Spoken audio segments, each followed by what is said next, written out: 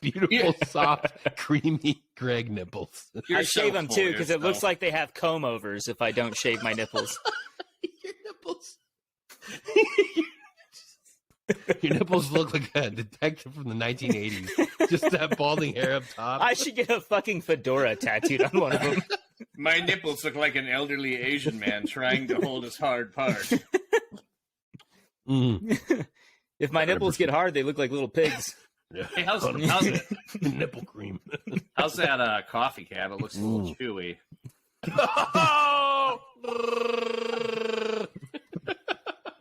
Amazing.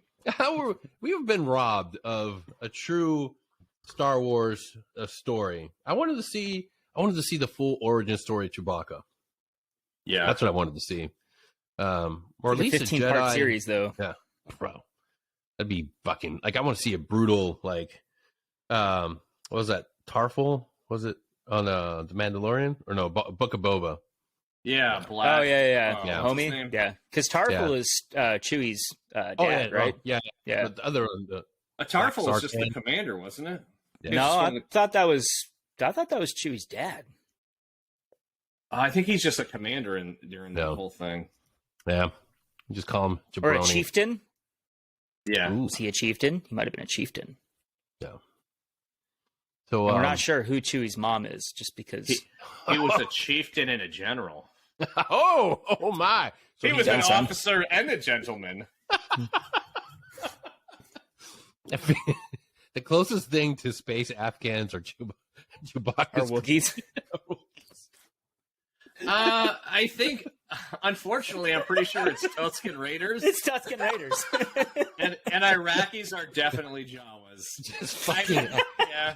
Just add that to the fucking marker right off the bat. Like, welcome back to another great episode of Security Hall with your hosts, Danny, Greg, and Paul. Just gonna restart that one again. Composure. All hail the Empire. We're a bunch of racists.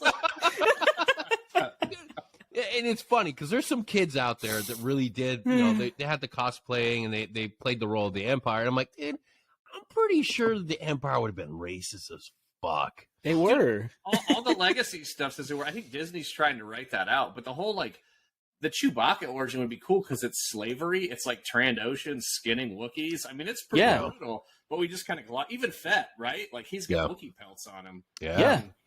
Just getting some fucking Wookiees. It's a little weird, though, because it's just like a little braid. Yeah. I don't know what hair's that long on a Wookiee. Like, I do. He's good to me, Dad. You don't cut it off. You just grab it and yank it. That's what a real hunter does. That's how you initiate contact. You put him down. He's mad now. Bob Iger, look, we can do your job. Just get rid of Kathleen Kennedy. Throw us in there. We'll bring you so much money. Anybody can do a better job than Kathleen Kennedy. At a minimum, Adult Swim, we're open. Oh, dude. Speaking of Adult Swim. No. Yeah, dude. We got to talk about it. We have to talk about it. There's man. You know what you don't do. Yep, you cross the line. It's all fun and games till you do that one thing. You don't imprison your girlfriend. Whoa, that's what he did. I'll say one of the charges was like felony imprisonment and something like that. Yeah, there's some weird grooming stuff online too. I'll tell you, let's all be naive and go, man, I never saw that coming from Rick and Morty. But now that we know this, let's slowly watch Rick and Morty and look at all the grooming, and you're kind of like, this didn't age well. It's funny how people get so shocked when they see the material, and it's funny, but to create and say some of the things, and dude, the space incest baby. Yeah, come on, dude. What about King Jellybean, dude? Oh yeah, yes, dude. Yeah, yes. All those things are swimming in the mind of somebody that's probably not all there, and they're which icky. is why people like us. Yeah, they're icky.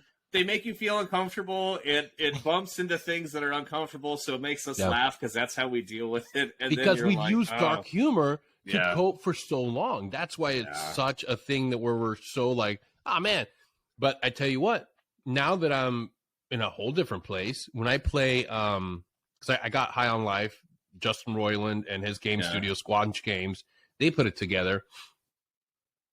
It's different. After you've understanding healthy ways of coping and understand like certain humor is not like, we all do it.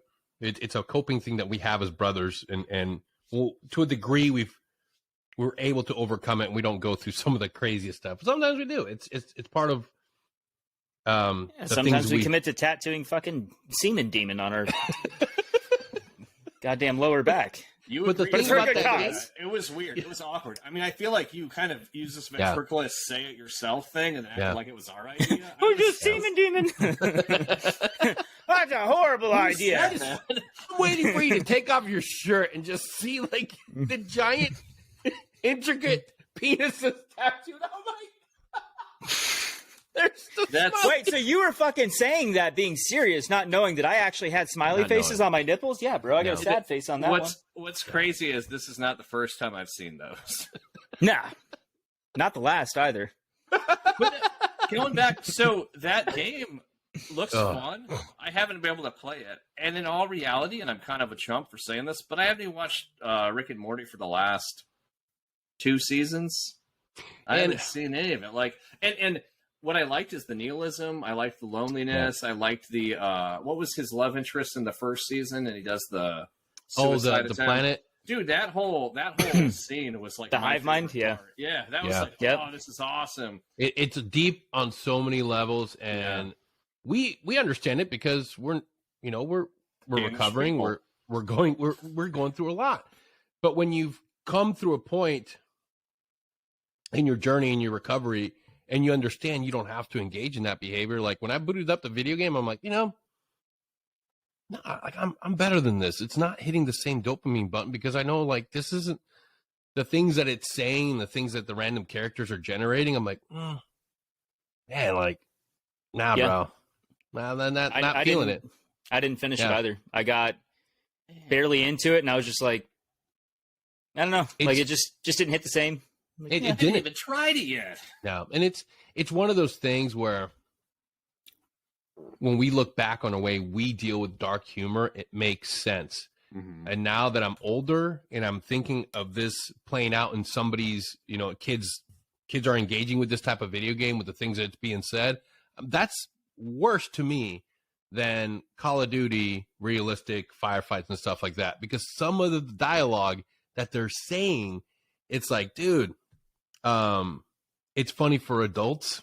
Yeah. It's funny for people that are, that have been through some shit, but I don't want my kids or anybody's kids to really hear what an alien come up to your main character and be like, you want to sell my cum? You want to drink my cum, huh? Like, yeah, it's weird now the way you put it in the cartoon. When you put it in the cartoon, now it's kind of fucked up.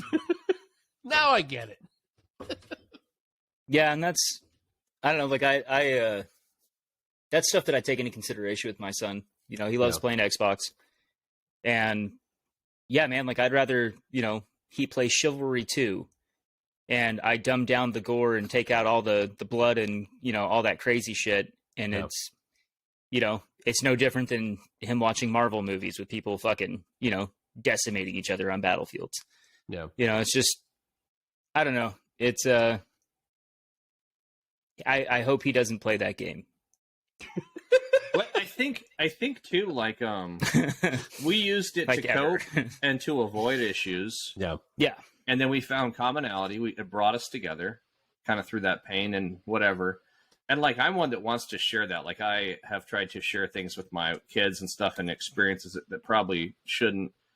And then in the end, like kind of getting help and understanding things, you start to realize like, hey, no, I'm actually just passing on issues. I don't need to do this. Yes. And then it changes it all. And I mean, I like the humor, but again, like there's that awkward question of, well, what are you participating in or what are you supporting with your finances or your thoughts? What are you doing? Yep.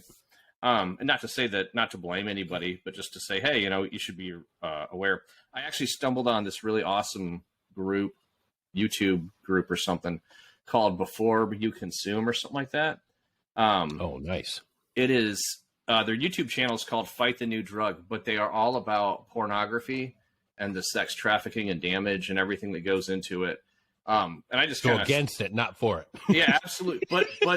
But more so like it'd be on a different website if they were for it. I mean, but they're like no pulling no punches, sharing a lot of stuff. It is a non-religious group. I mean, you might get some religious feedback, but it's really people just saying, hey, this is psychologically damaging. It's traumatic for both parties, the people consuming, the people creating. And it's really awkward, difficult, but it's the same conversation because you're kind of like, wow, what am I participating? What's the economy I'm participating in? And we're seeing a huge explosion in this. It's so marketable and people are flocking to it. Why do I want to focus? And it will eventually, no pun intended on this, the bottom will drop out. Like this is not going to be sustainable. Like people don't want, nobody should idolize being a content creator that is just putting forth their body or intimate relationships on full display for anybody to come by and pay for. And it's not that this like, oh, you're shaming sex workers. I'm not. What I'm thinking and what I'm saying is this. You normalize these sexual encounters and engagements, and you're telling yourself that this is what defines you and defines an adult relationship. You go after just the physical connection. And we normalize that and make it so it's like, oh, it's any Friday night. I just go friggin' do whatever I want with anybody that's adult and consenting. But then you remove any sort of connection or you make it so it's no longer a priority to meet people, engage in conversation, learn about each other, actually invest in learning and knowing each other. You're just going for a quick dopamine rush and engage in a physical exercise together. When and then high five on the you, next. It handicaps you, and it's just like any other substance, right? I mean, you're just boosting dopamine. And I personally don't think the bottom falls out. I personally think until you, and I'm again not saying those workers are devalued, but until you teach kids to value something more, I mean, I'd say all three of us stumbled in on that as children, and nobody could really coach us, and it was taboo, right? That's not who that target audience is. I would argue like cigarettes in the 70s and 80s, that is who the target audience is, because once you hook those kids, they grow up with it. One, that's wrong. That's like creating trauma. There's really dark. But also as maybe those adults and those content creators age out of it or realize there's something better, those kids' views are skewed. And they look at that as popular, and they look at that as engaging, and they look at that as what they're supposed to do. And you're turning off a whole side of development. You're turning off personality. You're turning off interaction. You're turning off all these things. They're not going to grow up. They're not going to form.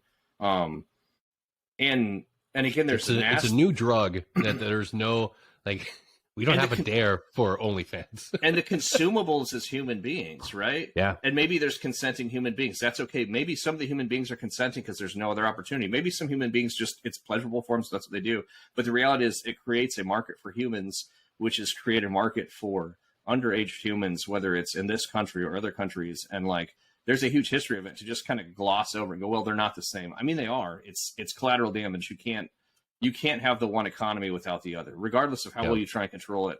You create a demand. I think pedophilia is like huge right now.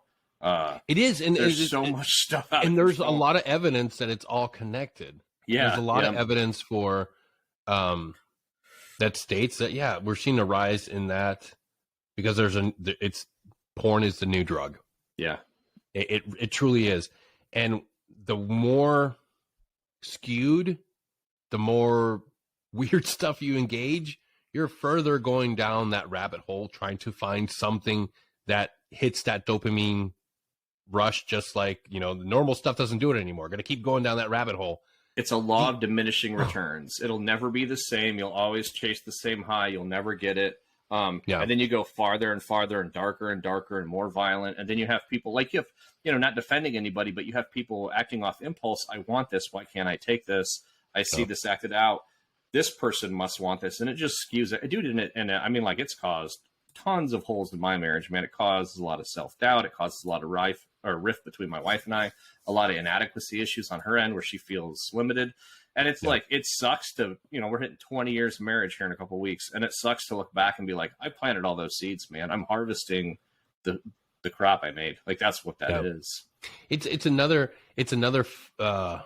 weird thing that was always a cultural norm in the military. Mm-hmm. Like the deployment hard drive, the normalization of porn, and how it was just openly like, it would be completely way out of line if you and your coworkers in the civilian world were like, hey Jim, you check out Backdoor Sluts 9. Oh man, great film.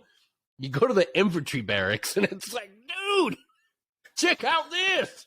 Watch parties, guys passing it around, sharing devices. Yeah, man. I mean, there's a culture too where people went the same way, right? Like, I don't know. But it's funny how now more than ever, it's not only in your face, but it's free. It's free, and you don't have to go far from it. Like, it's literally like at your fingertips 24/7. It's right there. And we have yet to look at it or address it as something that needs to be talked about, that needs to be understood as to, like, hey, everybody has desires, everybody has that physical drive, but are we supposed to be controlled by our animalistic urges 24/7? Just let it drive you on a whim? Like, dude, think about that. If you're immediately driven to do an act consistently just because it's like, I need that rush. Oh, dude, like, practice and restrain yourself from being constantly on that verge of like having to be controlled by a friggin' an urge. Like, I just got to scratch this monkey. Like, dude, that's sort of like an addiction. Yeah, and the mindfulness side is what are you really? This is just the symptom. So what's the underlying issue? And I think that'll be a cool conversation to have as a podcast someday. That'll be a cool conversation to have as, vets growing up, because unfortunately, I think that just passes on to other generations, right? Those doors are open. We don't know how to deal with it. So there's like shame and guilt associated. So then that gets passed on. So you don't talk about it. You don't warn, you don't protect against it. But in the end, it's like you're acting out. There's a reason you're acting out. What is it? You can attack the thing. You can get blockers. You can do whatever. But in the end, that's not the issue, right? No. I'm not saying that's not problematic. I'm just saying you're running from an issue. Maybe it's inadequacy. Maybe it's feeling lonely. Maybe it's feeling hurt. Maybe it's not knowing how to deal. But just like alcohol or drugs, that's not helping you do any of those things. No. It's just dampening it for you. No, and I'm a firm believer that rushing into a physical relationship with someone takes away the opportunity to really understand who that person is, to understand if you're compatible. And a lot of people find themselves in that age-old conundrum of, fuck, now we're pregnant. I guess we're together now. Or you feel that initial physical attraction, and you're like, yeah, this is perfect. And then after a couple of months, you're like, we're literally only engaging in a physical exercise. That's the only thing. And it's like, there's more to a relationship. There's more to a marriage. There's more to a relationship. And people are now more than ever susceptible to falling to the idea that it's only about the physical. Dude, no, there's you have to, and I don't want people to feel like this is not a shameful topic. This is not a thing about like, oh, you're a prude. No, dude, like, dude. If it makes people feel better, like that whole concept of, oh, she's pregnant, now we have to make this happen. Yeah. That's the situation I found myself in. It wasn't supposed to be anything like that. And yeah, I was young, just fucking looking for that physical fucking, Yeah. And that kind of rush, and that's what happened. We got pregnant, and then just you go down that fucking route where you're like, well, I got to do the right thing. Yeah. And it was not, and it's on both ends, right? Like it was not a good marriage. Yeah. And that's the shit you'll find yourself in. Yeah. And I think the physical attraction's good, right? That's how we're made. We're supposed to be attractive, right? So that's what starts it. But I feel like, and I think my wife and I, we dated really young, but we went to a lot of, I mean, it was like and I'm not, we were not celibate till we were married by any means, but that culture was really big then, right? But the whole idea that we heard, or I heard that really hit home was, once you introduce the physical aspect, the emotional aspect, the growth of that will either stop or severely dampen, because hormones are hormones, man. Like you've got X amount of time together. You're focused on one event, and then it's not getting to know each other. It's not connecting emotionally. And the suck side of that, right? So getting married for 20 years now is like a lot of that formative stuff kind of got halted. Then we kind of stunted it. I mean, we spent a year and a half getting to know each other before we dated. And then a lot of that kind of went away once we started. And then it was like, unfortunately, my mind was focused on one primary task generally. Like, hey, where can we go? Like, hey, let's go pull off whatever. And the thing is she's a valuable, amazing person. And I didn't demonstrate that to her. And I'm not saying there wasn't desire on both sides. Like wasn't that kind of scenario, but it's just how it goes, man. I don't really know. I'm not saying you have to wait for the end, but no, it's just how it goes. The thing that's really like we have to take into consideration is like and I've heard the same adage from a lot of guys. It's just porn, man. It's not, there's no danger in it. I'm like, okay, let's think of it this way. You have this urge, this physical desire, and you're channeling it and you're picturing it and you're developing this connection to an actor, an imaginary situation, and you're focusing all this desire and drive onto something that's not real. It's never going to be real. It's not ever going to happen. And across the hall in another room, there's your partner, the person that you love, the person you're married to. And I get it. Friggin', there's so many different factors, but you can control that one factor. Mm-hmm. Stop being forced or forcing yourself to like live in this constant world of an illusion, of a fucking fairy tale. Put it aside. Invest in your family, invest in your wife, invest in like sparking that romance, that's the physical world you live in. That's the person that you're with. If you don't have that, if you're single, even better. Pour that time into you. Figure out who you are, what you want to do. And I know, partner. Dude, like it's falling victim to a world and a non-existent reality. And it just pulls you in. Like, how much money are we pouring into this industry? And then when you sit down and really think about it, you're never going to meet these people. This woman's never going to be real to you. So why are you investing this time and energy and your focus and drive on this? It's like, dude, think of it this way. You watch Star Wars. You're looking at Princess Leia. You're never going to fucking meet Princess Leia, bro. Like, don't fall in love with something that doesn't exist. Like, never in your life. If you were able to look at anywhere else and you put that much attention and time and effort into anything else that wasn't tangible, people would be like, dude, what the fuck are you doing? You live in a made up world. And you would be like, yeah, you're right, man. Like, what am I doing?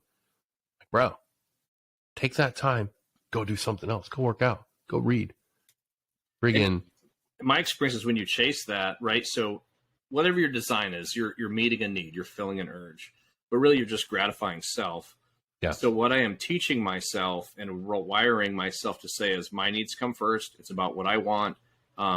It trains you to be selfish on so many levels. So maybe the kids want to interact with dad. No, it's about my personal gratification. And maybe that runs into video games. Maybe it runs into just books. Maybe I'm going to prioritize gym time over family. But you start like just training yourself to say, no, it's me. It's what I want. It's me. It's and that goes into so many deeper things. I mean, whether it's like physical intimacy with your spouse or your partner, because you're a better partner if it's not all about you, right? You're a better partner if you're generous and loving and all those things. And you kind of just shoot yourself in the foot.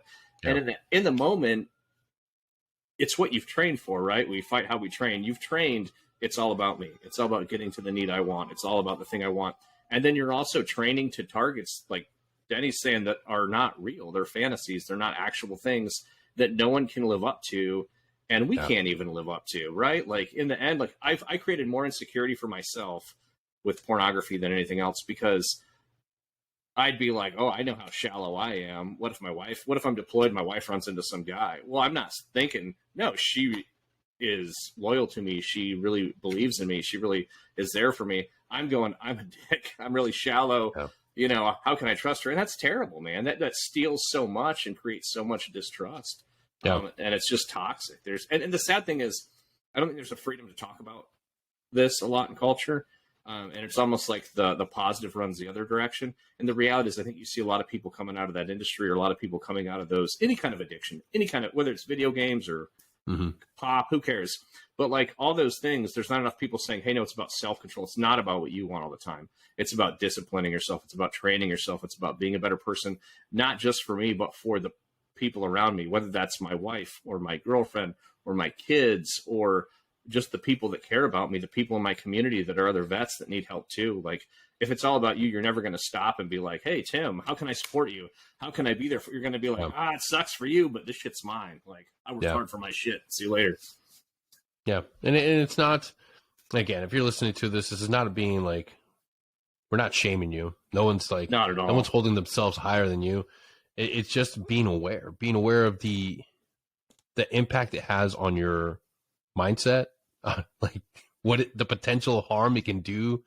Watching some of the stuff that's out there, that is not consensual, real life sexual engagement between people. Some of the shit that's out there, it's batshit fucking crazy. And you're gonna put yourself in this idea like, yeah, fuck yeah, like that's normal. People do that. No, dude, nobody has 17 of their friends meet one of their friends over for a fun time sleepover. It's not in mentally healthy relationships, we'll say. But the other side is like, again, that group, right? Totally recommend them. But the reality of so much of the product out there is related to human suffering and non-consensual activity. Ooh. And there's a lot of lawsuits and stuff going on right now about that. And that sucks then to be like, I had this shitty epiphany. I consumed a lot of pornography when we were deployed. I think it was kind of a way. We all did. Right? Yeah. We all did. But I was in my car at lunch and I was like, man, you know, you kind of have this, and it's an idealized image, but you're like deployed. You're a soldier. You're fighting for freedom. You believe in these things. You know, we went because we believe in something. We're idealistic. And to be like, wow, I was consuming humans in the end. I was consuming their suffering. I was consuming their grooming. I was participating. And it was just a weird, like, yeah, I am not, like, it's not a good people thing. It was not a good thing to participate in these things. And that's, again, I'm not condemning. I'm just saying that's my process. That's me working through things. It's honestly just like the Rick and Morty, Justin Roiland thing. What are we consuming? Like what? Yeah. Hey, this is really funny. I mean, it's funny because it's inappropriate. Well, hey, the root of the inappropriateness is this person conducts himself like this outside.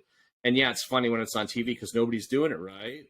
And then you find out they're doing it and you're like, okay, wow, what did I miss? What am I really cheering on? I'm putting money in this person's pocket. They're doing terrible stuff, you know? No, there's nothing idyllic.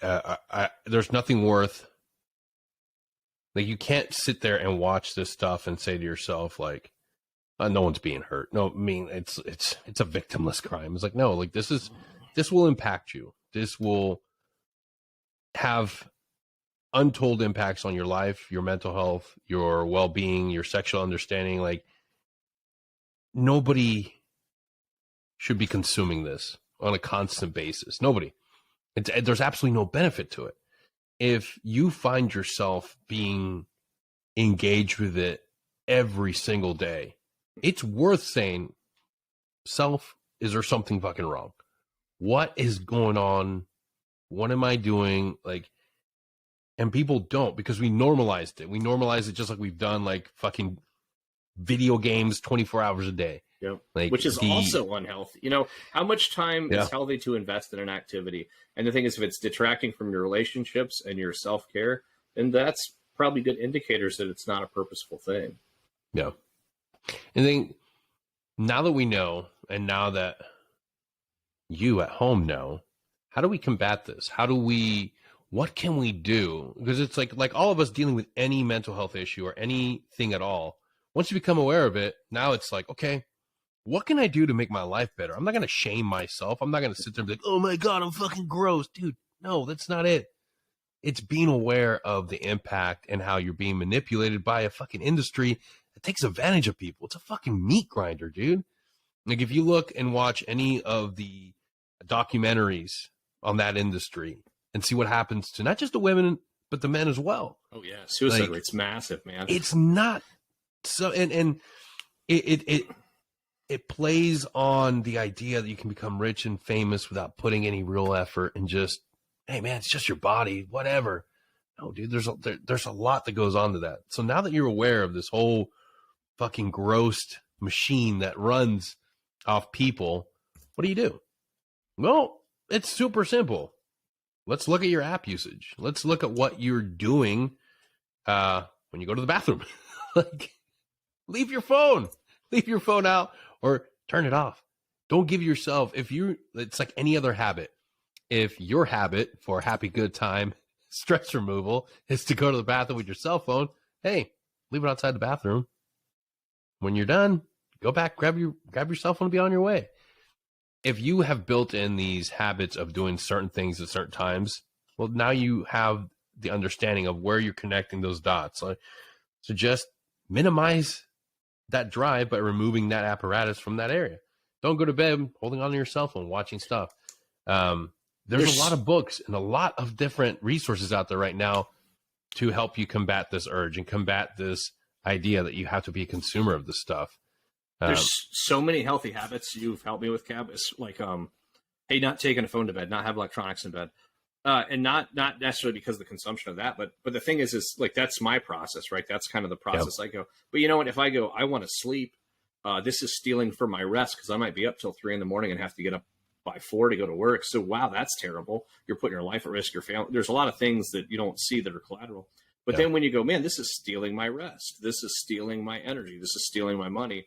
But then going, I'm going to limit these things. I'm going to put safeguards in place because in the end, you're just doing healthy behaviors. You're going, hey, I need to sleep more.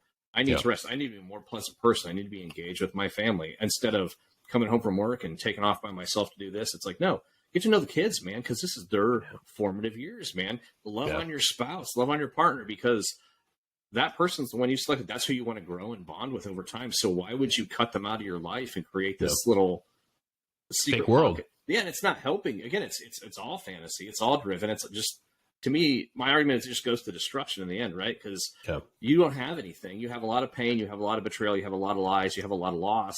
And in the end, it's just you, man. It's none of those things were real. And then who did it? I did it. I did it myself. That's where it goes, man. I don't know what you're thinking out there. Well, Denny, I like sex and I like being a man that goes out there and fucking spreads my seed. Well, sure, dude. Like, all I'm saying is stop living in the fantasy world.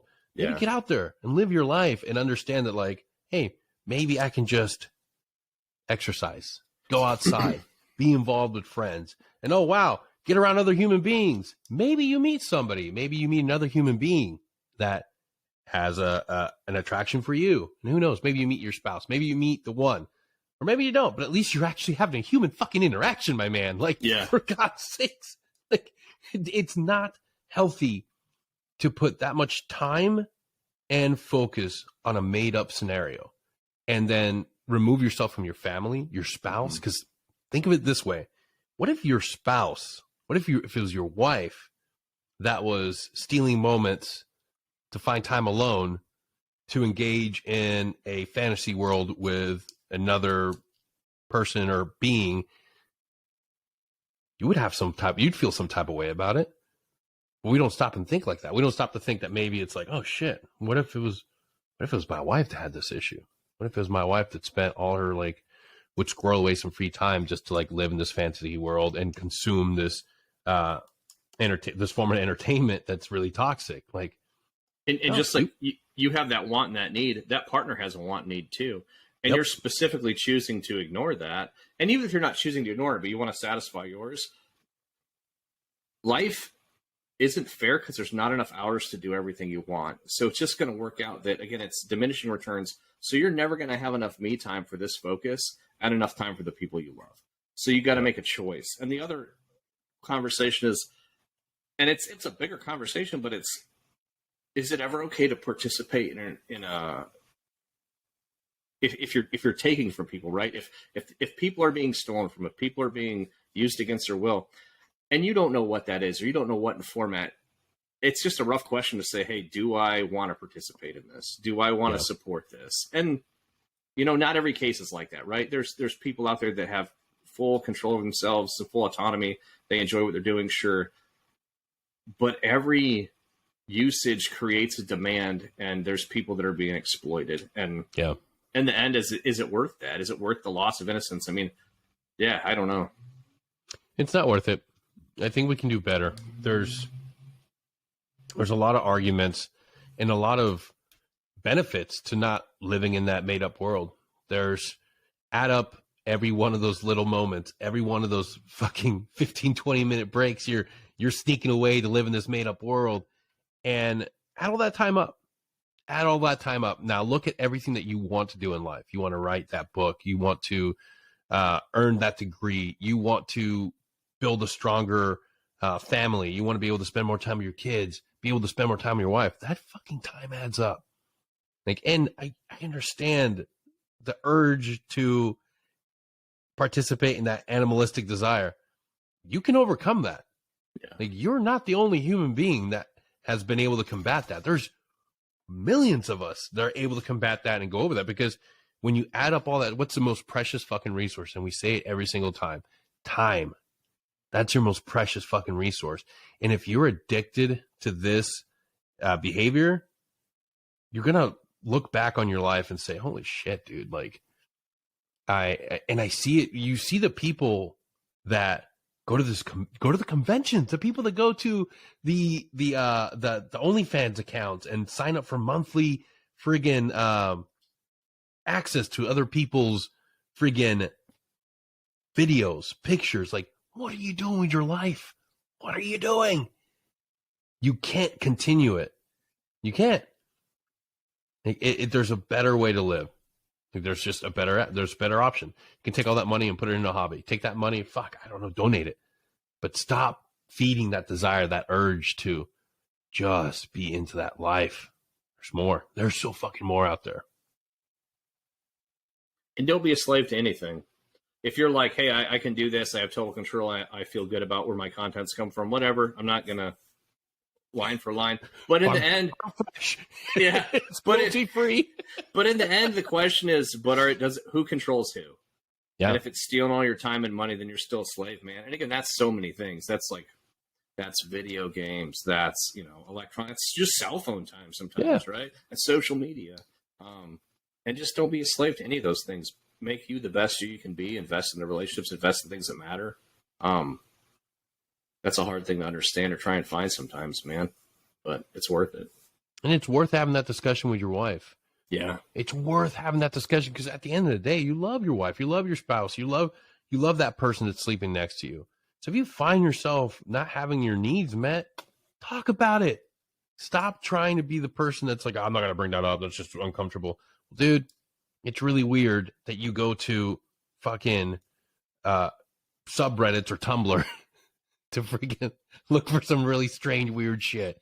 And that's a reality. And we've all been there. Every single man that's out there that's deployed, been in the military, especially if you've been in the fucking infantry, you know about this.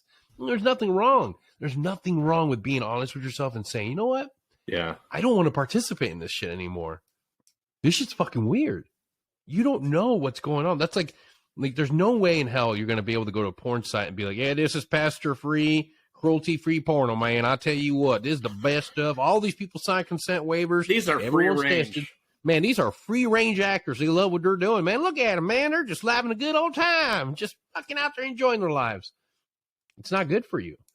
Anything in excess, anything that you're fucking just crazy about, and you're just like, fuck yeah, dude. I can't wait to get home. It's like, oh, stop. Yeah. Stop and realize that there's something wrong, and it's okay. Don't shame yourself. We're not here to shame you. We're not here to say you're a bad person. We're just saying that you're not alone. And it's okay to say, hey, I need to think about this. Maybe this has happened too much. Maybe I need to consume something else. Because fuck, dude, like there's whatever gets promoted in the mainstream, and that's the thing you got to pay attention to. Now all of a sudden, everything is okay. It's okay to have OnlyFans, and it's okay to be a content creator. No, dude, there's something wrong. If the mainstream agenda is saying that, hey, yeah, pornography, all extreme sort of weird stuff, that's all fine. Freedom of expression, dude. Pause. Think about it. They're happy you're placated and distracted. They want to numb you. We want to keep dispensaries and liquor stores open as long as we can. Yeah. And it's okay to say, no, man, fuck that. I got a life to live. The other piece of that, too, is if you're having issues with that, I mean, counseling's a great option, too. Absolutely. Support groups, things like that. Again, I've wasted so much time and so much life and so much money and created so many rifts, so many arguments, so much pain. And then the crap thing is when you see it in your kids, right? And I'll tell you, like, all my kids are underage. And so when you have to sit down and say, hey, I don't want you consuming this. But the reality is, man, a travesty has just happened because now they've been traumatically exposed to something they should have never seen. Yep. And maybe it's because I didn't clear something out, or maybe it's just because they saw something that somebody shared. But we got to protect them. And it's really hard to say, hey, don't do this when you're like, yeah, it's good for me. It's fun. I'm a consenting adult. It's okay for me. It's like, well, how do you give these guys an exit and help them figure out how to protect themselves? There's a great movie that I found. I think it came out in 2012. And it's about sex addiction. It's called Thanks for Sharing. It's not something that you should feel bad about trying to learn more about. Like, if you feel like you do have a problem, start with some of the simples watching that movie. Thanks for Sharing. It has the guy from Mark Ruffalo who played the Hulk, super liberal, but for this movie, he's totally cool.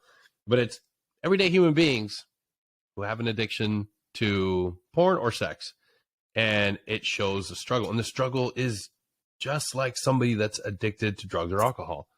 Now, I'm not saying that everybody has an addiction. I'm not saying that you have to contact an addiction center for help. But I'm saying, like, if you are thinking that maybe there's something wrong with your relationship with adult content, it's worth thinking about. It's worth having that discussion and saying, you know what if I abstain from this? Can I abstain from this? Can I just not do it?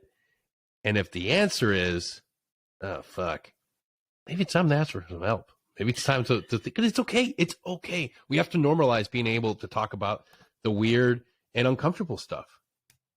Because if we can't even talk about this, then how are we ever going to talk about fucking suicide? And yeah, like, hey, look, 22 a day. They're not going to go away with push-up challenges. It's not. And 22 a day sucks, but I'll also say the porn industry, massive suicide rates, and they don't report that stuff. Like, people don't want to focus on that because then it really damages that industry. I'll tell you this really got me shook, and this was like a year or two ago. There's a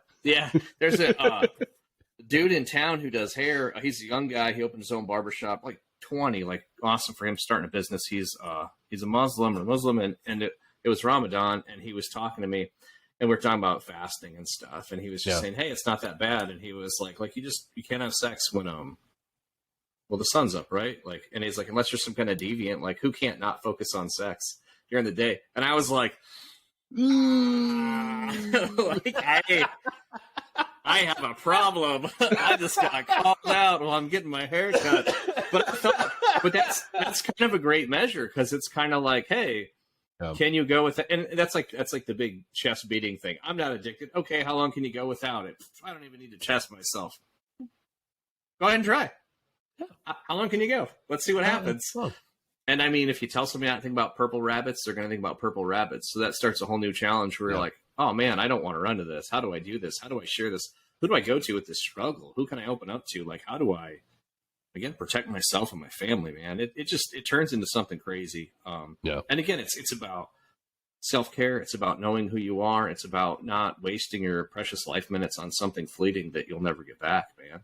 And the other great thing is, this is not a new age concept. Man has been struggling with the affliction of being a man since since we first came into being. If you look, what's at the oldest Romans, profession, gentlemen? Well, yeah, OnlyFans. We come to find out. Yeah, but women too. And I wish we don't really have a representative voice right now on this, but it's such a thing for women too, and that's a huge growing number. And the ugly side of that is we kind of shudder to women, and we're like, "Hey, this isn't right. Like, you're not a good woman if you have these thoughts." But then when you get in a relationship or get married, we expect you to totally flip. And it's not been a good culture or anything. And it's because nobody's talking, nobody's recognizing realistic urges and saying, hey, what's healthy, what's not healthy. But now women are starting to discover stuff and go, hey, what do I do with this? Hey, and I don't have an answer for that. I can't speak to that side of the house, but I can say, man, there's a lack of conversation at least that I see. All I know for a fact is when you engage in this made up world and these fantasies, and then you're like, well, and you normalize, and you're like, well, this is everything I need. And you push this onto your spouse, and they're like, whoa, dude, like, I'm fucking, like, hold on, time out. Where the fuck does this come from? Like, I'm in a beginner pipeline. This is nothing. This is some advanced shit. Like, how do you think that makes her feel? How do you think that makes your significant other feel when you're like, well, this is what I'm into. Like, I have to have this. This is the only thing that I want. God damn it. If I don't get chicken nuggets, I don't want anything else. Like, dude, it's not fair. Yeah. It's not fucking fair. They're not just an object. Yeah, exactly. Your spouse, your wife, your significant other, they're not a piece of meat. They're a human being, and you owe it to yourself, to both of you, to be on the same page, on the same path together. And if you're consuming something that's way off in the left field, and you find yourself just completely in love with it, stop. Take a step back and realize that there's a human being in that house that loves you, cares about you, and wants to be your world. That's what you need. That's what you want. Go be with that. That's real. That's your fucking forever. Yeah. At least I hope so. I hope that's the case for everybody. But if it's not, it's worth understanding and figuring out your relationship. Figuring out, like, okay, we need to talk. We need to have that discussion. But it should not be a make-believe world. We're not Narnia. If you find yourself escaping every night when you get home, it's not sustainable. Yeah. Put yourself back in the real world. And in the real world, it's not like Backdoor Sluts Part 9. It's very different. There's no midget with a piñata that's going to come out of the cake wearing a sombrero. Covered in lube. And little pistols. And lots of disappointment in that room. Who's ready for the wiffle ball challenge? DNA and disappointment. Oh, man. Yeah.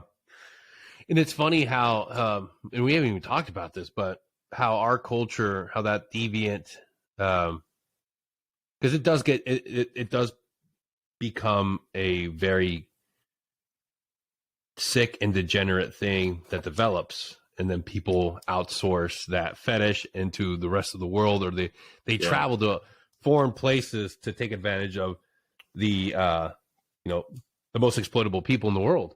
Mm-hmm. Like, that's an American tourist thing. Yeah. Like, that's a real thing. Like, we have a market of sick, twisted, rich American people that travel the world doing horrible shit. Yep. And exploiting the weakest, the war-torn, the most innocent. And that's part of it. That's, I don't know. That's just, but again, like, it starts somewhere. I want to say it was Bundy who basically, they talked to him and they said, hey, what got you here? What brought you to this point? And he's like, pornography, man. It just devalued these people. I didn't. And the thing is like you were saying, go talk to your wife, talk about her, just talk about needs, whatever. Talk to your partner, but don't reduce that person just to ends to a mean. And that'll handicap you, because then you can't make relationships. You can't interact with opposite gender, because all you've trained your brain to do is say, hey, this is just an object of release. I don't know anything else to do with it. I don't know how to treat them like a person. I don't know how to be a human with these people. And man, you're going to be in a place in life where you need to, whether it's work, whether it's family. I mean, like, how, the gross part, Paul, is there is a category for that. There's a category for that. The categories right now, the top trending categories, include stuff like that. That's the most bizarre fucking shit out there. There's it's the parental and family themed genres. Like, it is ridiculous what people are consuming, and it's fucked up. And people are like, that's not gonna mess anything up. Are you fucking kidding me? Yeah. Like, are you fucking kidding me? Well, you fill a room with consenting adults that say, we submit to this, we want to participate in this, and we want to consume this content. But then you have a level of undeveloped weirdo kids that are going to stumble on crap because that's what they do, man. They always find stuff.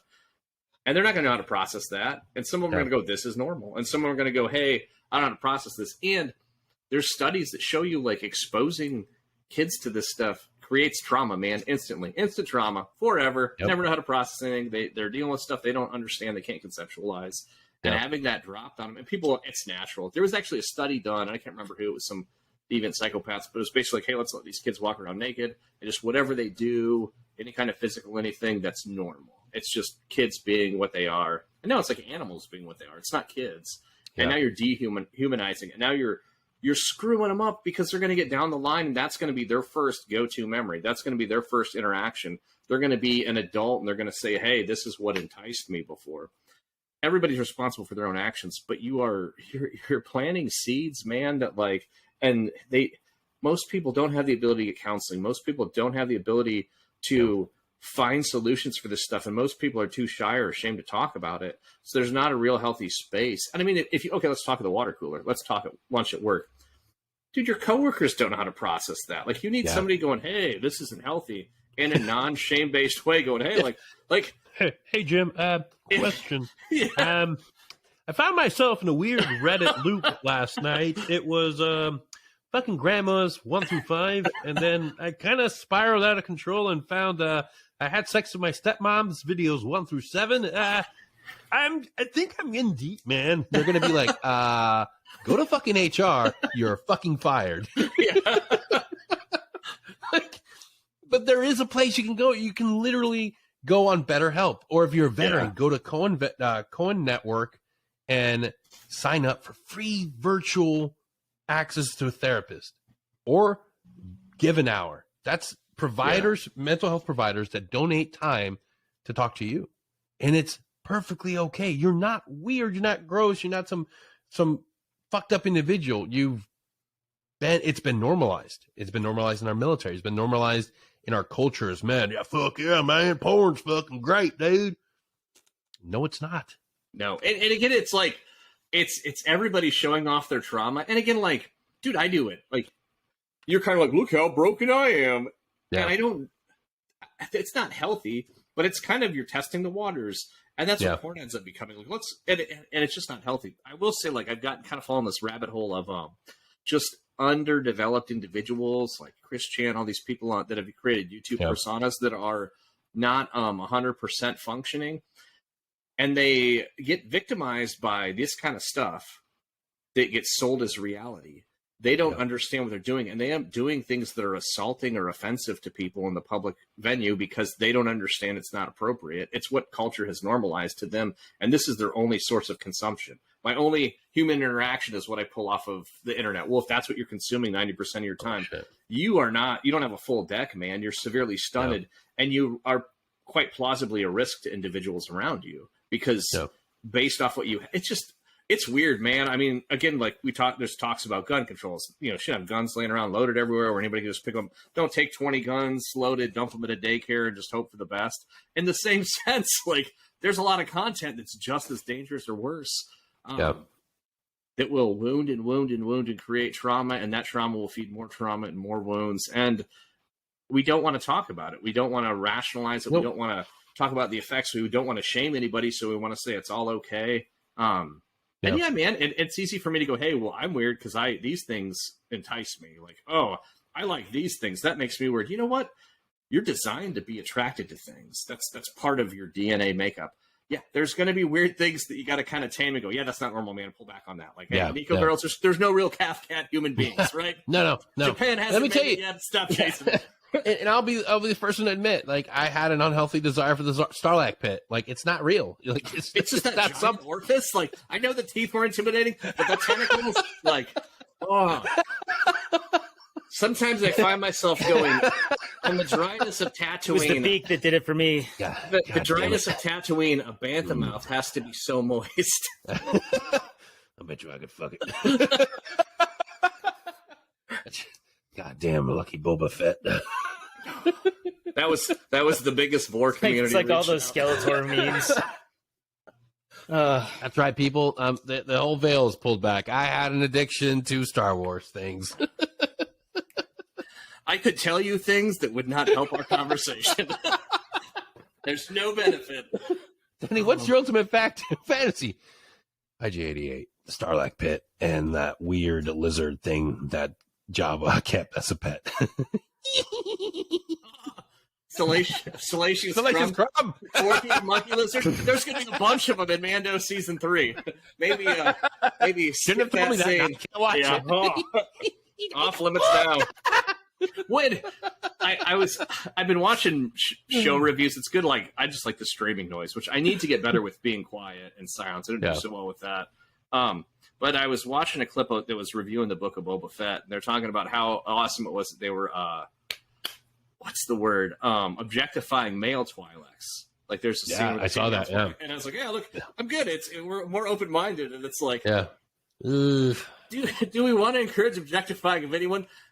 No. It's not. I'm not saying I'm not a great person. So I'm saying, hey.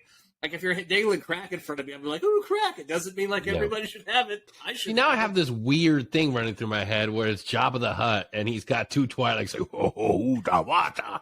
Dude, there's some weird stuff. Like, we're watching Raising Hope. We're watching Boy Meets World with the family. And it's just funny to kind of go, oh, stuff teenage one. I was trying to tell the kids, like, man, I loved American Pie as a kid. I loved that movie.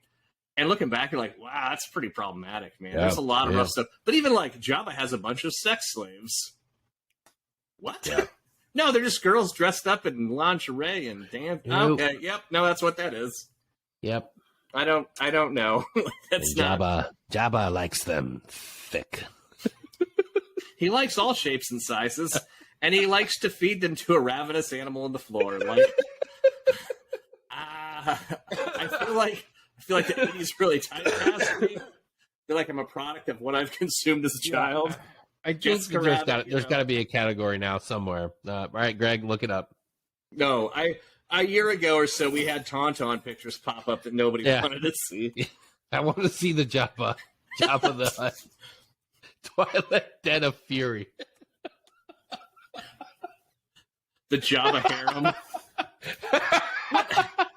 Let me say this though, like, we've tried to retcon some stuff in Star Wars that is weird. So, Jabba has a harem of women. Look at all of this that I'm seeing right now. You are not helping the last hours of the conversation.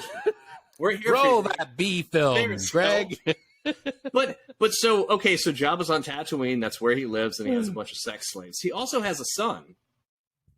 Oh, that's right. Right? Mm-hmm. He's got Rhoda. It's a totally healthy relationship. Like, there's going to be issues in that family, man. Like, yeah. Let's take a look at some images here real quick. Oh, my God. It's not good. Never Google that. Never Google that. Just gonna have to throw away this computer system. That's remember, delete and record 32 times. Well, that's it for Security Halt. Everybody, go fund me. Help out Tim.